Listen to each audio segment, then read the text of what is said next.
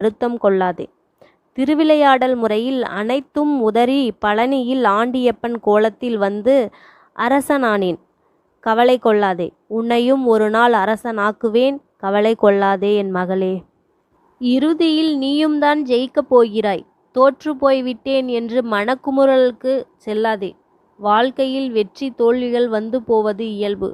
எக்காரணம் கொண்டும் எடுக்கும் ஒவ்வொரு முயற்சியில் இருந்தும் விலக நினைக்காதே.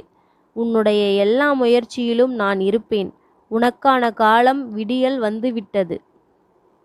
என் பிள்ளையே, நான் ஒப்புக்கொள்கிறேன். உன் வாழ்வில் தடைகள் கொஞ்சம் அதிகம்தான். ஆனால் அத்தனை தடைகளையும் தாண்டி உன்னால் மீண்டு வந்து இன்று வரை போராட முடிந்தது நான் உனக்கு தந்த சக்தியால் மட்டும்தான்.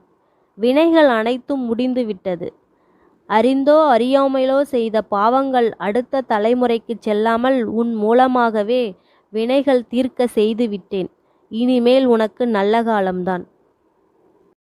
நான் உனக்கு தரும் தரிசனம் உன் வேண்டுதல் நிறைவேறிவிட்டதற்கான அறிகுறி என் பிள்ளையே. இன்று நான் உன் கண்ணில் பட்டுவிட்ட காரணத்தால் இன்றிலிருந்து உனக்கு நல்ல காலம் ஆரம்பம். நல்லதே நடக்கும்.